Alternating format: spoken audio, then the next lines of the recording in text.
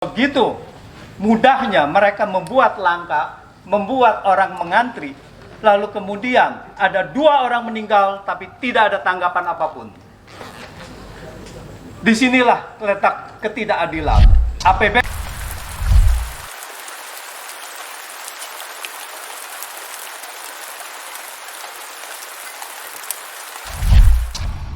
maksudnya provokator kan.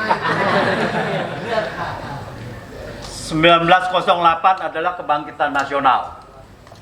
Lalu kemudian itu di masa penjajahan. Apakah kita sekarang sudah terbebas dari penjajah? Spirit kita masih terjajah. Apakah kita bebas untuk berbicara? Kita mengkritik, dikriminalisasi. Tanpa peran pemuda, Indonesia masih dijajah oleh Belanda.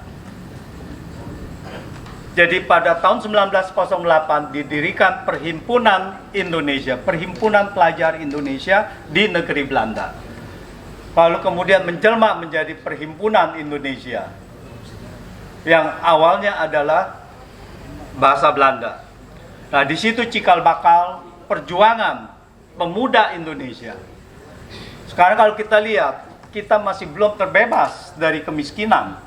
Kemiskinan ekstrim masih ada di Indonesia.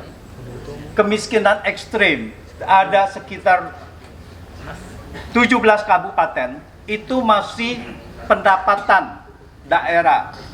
Jadi PDB regionalnya itu di bawah negara-negara termiskin di Afrika. Di bawah $1.000, ada yang hanya $300 pendapatan per kapita. Dan itu semuanya adalah kemiskinan ekstrim. Tapi di lain pihak, bahwa banyak sekali yang melakukan KKN, oligarki, yang mempunyai kekayaan beratus-ratus juta manusia Indonesia. Jadi 10 atau 4 orang Indonesia mempunyai kekayaan 100 juta masyarakat Indonesia. Apakah kita harus diam?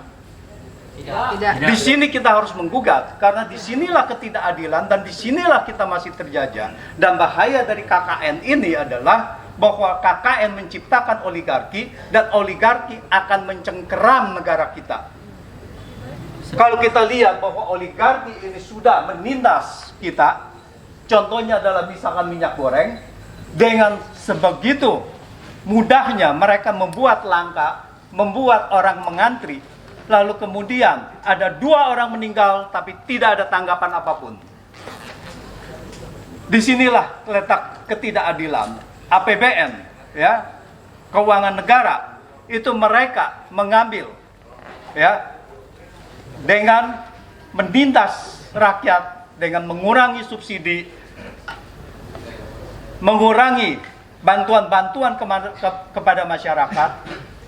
Pemulihan ekonomi nasional tidak berpihak kepada masyarakat rendah, tetapi kekayaan sejak tahun 2020, 2021 di masa pandemi, kekayaan orang kaya meningkat. Orang kaya yang di atas 1 juta US dollar, yang di 5 juta US dollar, yang 50 juta US dollar kekayaannya itu bertambah.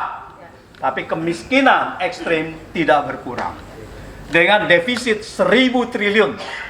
1.000 triliun. Defisit APBN itu tidak menetes ke rakyat. Nah, disinilah bahwa ketidakadilan ini sedang melanda Indonesia. Saya dari akademisi hanya bisa menulis, dan menulis saya adalah bukannya hanya itu, tapi benar-benar mengkritisi. Tapi saya yakin bahwa itu tidak akan menjadi perubahan. Yang akan menjadi perubahan, kalian adalah pemuda. Tanpa ada pemuda, Indonesia akan menjadi terjajah terus. Jadi sekarang tinggal di hati nurani kalian, apakah kalian akan membiarkan anak cucu kalian hidup dalam kemiskinan? Kalau kalian 20 tahun lagi, 30 tahun lagi, kalian akan menjadi seperti kami, ya, kita ini yang sudah tidak bisa lagi menyuarakan dengan frontal. hanya bisa berpikir, dan Anda nanti akan mengharapkan pemuda untuk berjuang demi Anda.